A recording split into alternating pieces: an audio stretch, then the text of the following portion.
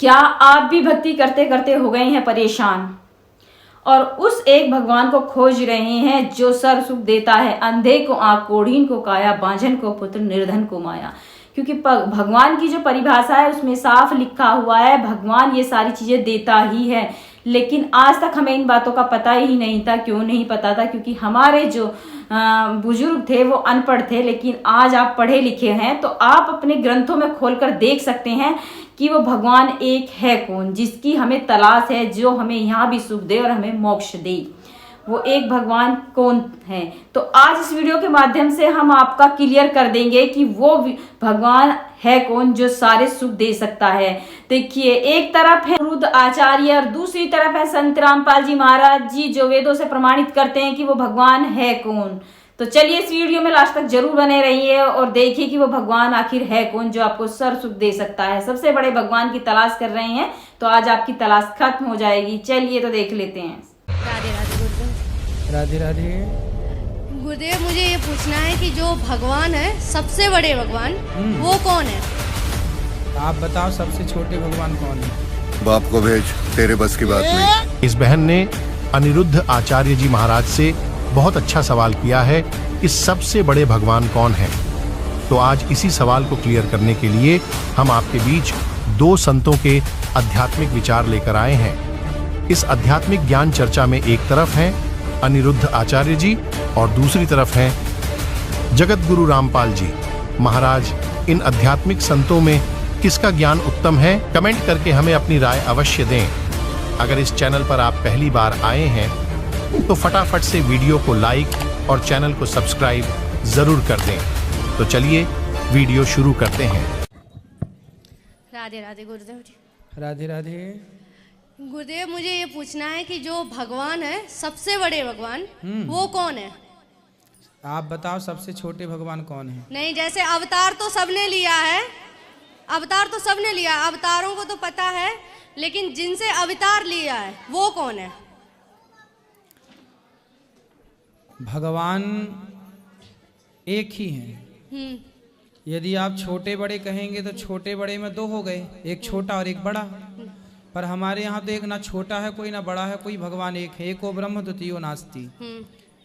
वो जो एक है वही भगवान श्रीमन नारायण हैं, वही नारायण राम हैं, वही नारायण कृष्ण हैं। चलो ये मानती हूँ। आपने बोला श्रीमन नारायण, हाँ। तो श्री हरि कौन है? वही, उनका नाम बहुत है ना। हरि उनका नाम है, राम उनका नाम है, गोविंद उनका नाम, गोपाल। हरि जो दुखों का हरण करे वो हरि, जो व्यापक है वो विष्णु। बात समझो, भगवान ने माखन चोरी की तो नाम पड़ गया माखन चोर। गोवर्धन उठाया, नाम पड़ गया गिरिवरधारी। अब आप कहने लगो ये गिरिवरधारी और ये माखन चोर अलग अलग हैं, तो ये दिमाग का दिवालियापन है। एक ही अनेक काम करने के कारण एक ही अनेक नामों से, मैया ने उखल से बांधा, नाम पड़ गया दामोदर। गाय चराए, नाम पड़ गया गोपाल। कामदेव को जीता, नाम पड़ गया अच्युत। तो भगवान के नाम उनकी लीलाओं पर, उनके उस कार्य को देखकर मैदान छोड़ के भागे, नाम पड़ गया रणछोड़। रणछोड़ तो ये मंत्र है ना जो हरिओम नमो नारायण। हाँ, तो श्रीमन नारायण बड़े हैं, तो ये हरि से उत्पन्न ओम हुआ। अरे राम राम राम। हरि का नाम ही नारायण है, नारायण का नाम ही हरि, उन्हीं को हरि कहते हैं। जब गजेंद्र ने पुकारा तो वही नारायण हरि बनकर आ गए। हरि मतलब जो दुखों का हरण कर ले वो हरि। जब त्रेता में संकट आया तो वही हरि, वही नारायण राम बनकर आए। द्वापर में वही कृष्ण बनकर आए। प्रहलाद के लिए वही नरसिंह बन गए।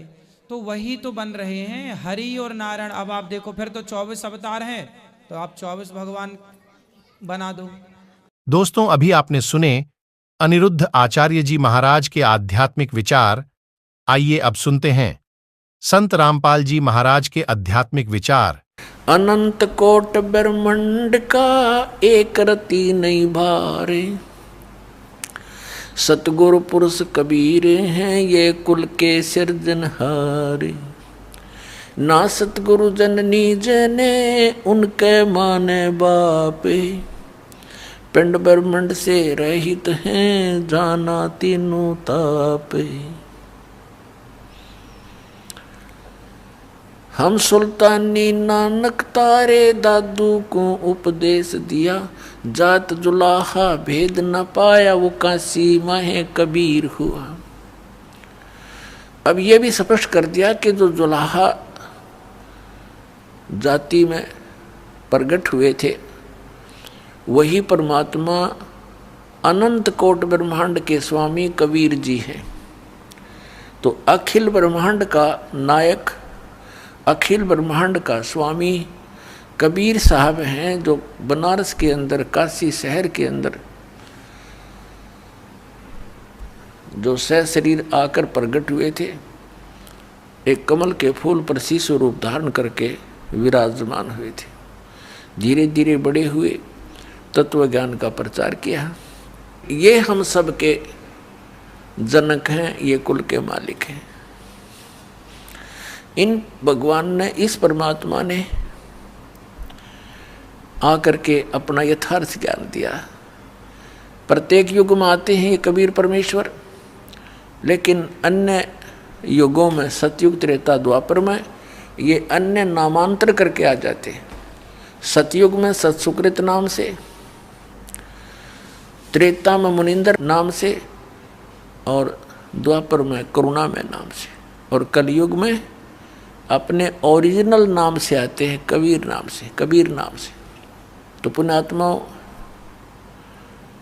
600 वर्ष पहले परमात्मा ने इन श्री ब्रह्मा, श्री विष्णु, श्री शिव जी, इनके पिता और इनकी माता की उत्पत्ति बताई थी।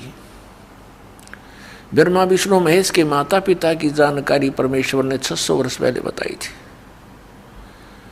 लेकिन इन अज्ञानी ऋषि में, ऋषियों ने, तत्वज्ञानहीनों ने, मंडलेश्वरों ने परमात्मा के उस अमृत ज्ञान को, उस यथार्थ ज्ञान को जनता तक नहीं जाने दिया, और कहते रहे कबीर झूठ बोलता है, ये अशिक्षित है, ये क्या जाने भगवान के बारे में, ये क्या जाने वेदों और गीता और पुराणों के बारे में, क्योंकि इसको अक्षर ज्ञान नहीं, ये संस्कृत भाषा से परिचित नहीं। और वो नकली मंडलेश्वर केवल संस्कृत भाषा से तो परिचित थे, लेकिन अध्यात्म ज्ञान शून्य था उनका। अब हमारे सामने एक प्रॉब्लम अड़ी रही, वो एक बात कह दिया करते थे कि कबीर दानक है, दुल्हा है, ये शिक्षा का अधिकारी भी नहीं है, ये कहाँ से जान सकता है पुराणों और कुरान को, वेद और गीता को, ये सब झूठ बोलता है। ये जो कह रहा है कि तीन देव की जो करते भक्ति उनकी कदे न होए मुक्ति। परमात्मा कहा करते थे, गुण तीनों की भक्ति में ये भूल पड़ो संसारे, कहे कबीर निज नाम बिना कैसे उतरो पारे। तीन देव की जो करते भक्ति उनकी कदे ना होवे मुक्ति। 600 साल पहले परमात्मा कहा करते, इन तीन देवताओं की, श्री रजगुण ब्रह्मा, सतगुण विष्णु, तमगुण शिव जी की जो भक्ति करते हैं, इनका कभी मोक्ष नहीं हो सकता। इस बात से अक्षुब्ध होकर के हिंदू धर्म के गुरुओं ने उस परमेश्वर का घोर विरोध किया और करवाया, जनता को बरगला कर कि कबीर झूठा है, ये झूठ बोलता है, इनके कोई माता पिता नहीं, ये अजरो अमर हैं, सर्वेश्वर हैं, महेश्वर हैं, मृत्युंजय, कालज्ञ, ये सर्वशक्तिमान है, अखिल ब्रह्मांड के नायक। कौन? श्री विष्णु जी। कोई शंकर जी को अखिल ब्रह्मांड का नायक बताता, जो उसका पुजारी है। तो पुण्यात्माओं, उस समय इन नकलियों की दाल गल गई कि सचमुच कबीर जी शिक्षित नहीं हैं, संस्कृत भाषा नहीं जानते हैं, इसलिए जो हमारे गुरु लोग कह रहे हैं वही ज्ञान सच्चा है। तो उस समय इनकी दाल गल गई और परम पूज्य परमेश्वर कबीर जी अपनी प्यारी आत्मा धर्मदास जी को सचखंड लेकर गए, सतलोक लेकर गए, उस तीसरे मुक्ति धाम में जहाँ यह स्वयं विराजमान है, परमात्मा तख्त के ऊपर है, और सब ब्रह्मांडों की सतिथि से परिचित करवाया, ब्रह्मा विष्णु महेश से परिचित करवाया, उनसे वार्ता करवाई। उन्होंने स्वयं बताया कि हम तो नासवान हैं, हमारी जन्म मृत्यु होती है, कोई परमात्मा तो कोई और है जिसके विषय में हम भी अनभिज्ञ हैं। तब धर्मदास जी को ये विश्वास हुआ कि सचमुच ये तो नासवान है ब्रह्मा विष्णु महेश भी, और वो परमात्मा अन्य है ये नहीं जानते, और वो मेरे साथ खड़ा है कबीर नाम से ही। तब परमात्मा से धर्मदास जी ने प्रश्न किया कि हे भगवान, अब तो हमें पता चल गया कि श्री ब्रह्मा जी, श्री विष्णु जी, श्री शिव जी तो नासवान है, इनकी स्वयं जन्म मृत्यु होती है, तो इनकी उपासना करने से जीव कैसे मोक्ष प्राप्त कर सकता है, और ब्रह्म तक की स्थिति नासवान है।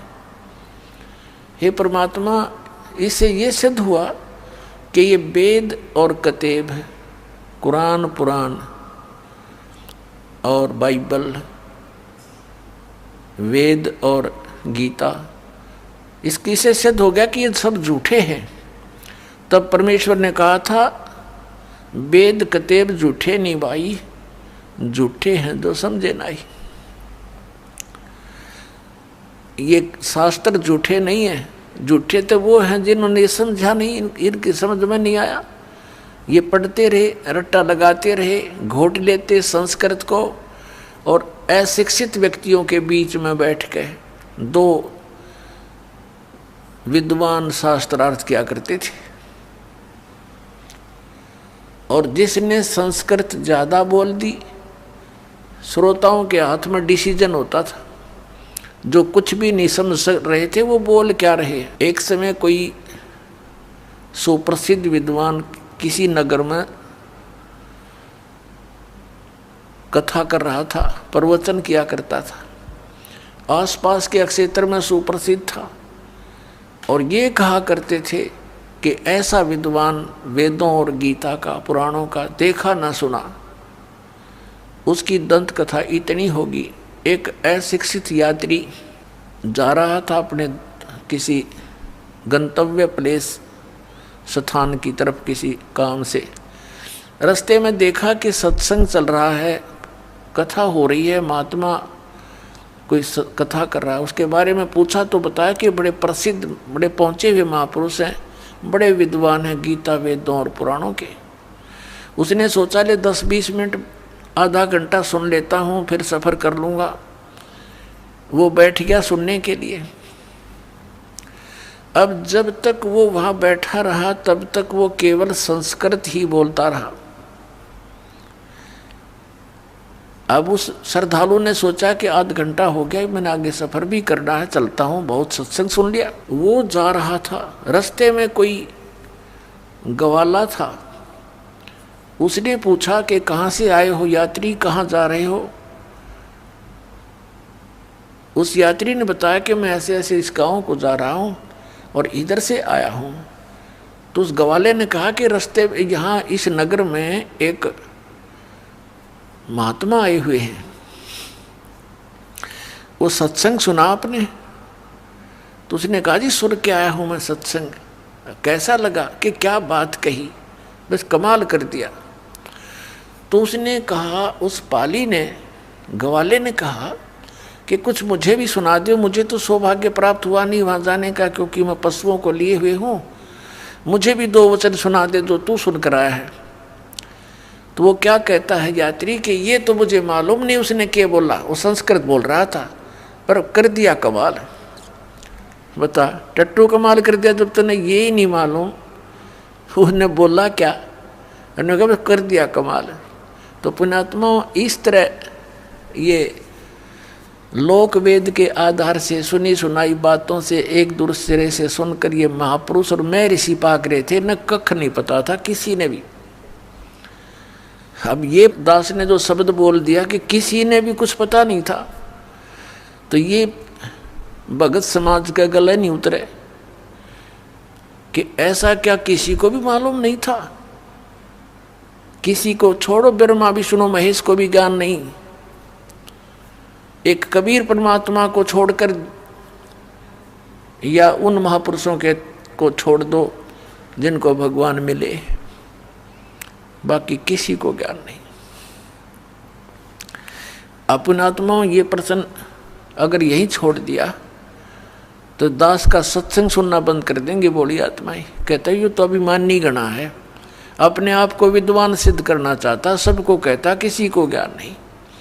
दास अभिमान के तो आसपास नहीं, और अभिमान वो व्यक्ति कर सकता या तो जिसने भगवान का ज्ञान नहीं, अध्यात्म मार्ग का, या वो कर सकता है जिसने कुछ अपनी नई खोज करी हो।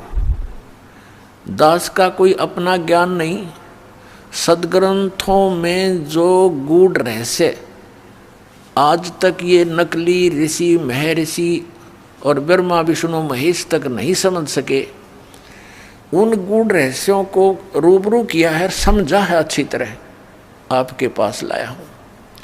इसमें अभिमान का तो कोई बात तय को नहीं। और सच्चाई है ये जो दास आपको कह रहा है कि किसी को भी अध्यात्म ज्ञान नहीं है इस दास के अतिरिक्त वर्तमान में। आगे की तो बात छोड़ो, पहले की तो, लेकिन जो महापुरुष हुए हैं जिनको परमात्मा मिले हैं वो तो परिपूर्ण थे ही। जिनको भगवान मिल गए फिर वो कैसे कच्चे रह सकते हैं? वो कौन कौन है? आदरणीय धर्मदास साहिब जी, आदरणीय मुल्कदास साहिब जी, आदरणीय नानक साहिब जी, आदरणीय दादू साहिब जी, आदरणीय गरीबदास साहिब जी, गांव छुड़ानी, जिला ददर, हरियाणा वाले, और आदरणीय गीसा दास साहिब जी, गांव खेखड़ा, जिला मेरठ और उत्तर प्रदेश वाले। इन महापुरुषों को छोड़कर जो दास के नॉलेज में हैं, उनके अतिरिक्त अध्यात्म ज्ञान किसी के पास नहीं था, सब उआ बाई बक रहे थे। आज आपने इस वीडियो के माध्यम से देखा कि वो भगवान एक है कौन जो हमें सब सुख दे सकता है। तो आज इस वीडियो में बिल्कुल क्लियर कर दिया संत रामपाल जी महाराज जी ने, वो भगवान सारे सुख दे सकते हैं और भगवान एक है कौन, जिनका आपको नाम भी बता दिया है। तो मैं ये कहना चाहूंगी कि अगर आपको हमारी ये बनी वीडियो पसंद आए तो लाइक शेयर सब्सक्राइब ज्यादा से ज्यादा कीजिए, ताकि सभी को पता चले आखिर वो भगवान एक है कौन जो सब सुख दे सकता है। सत साहेब, नमस्कार।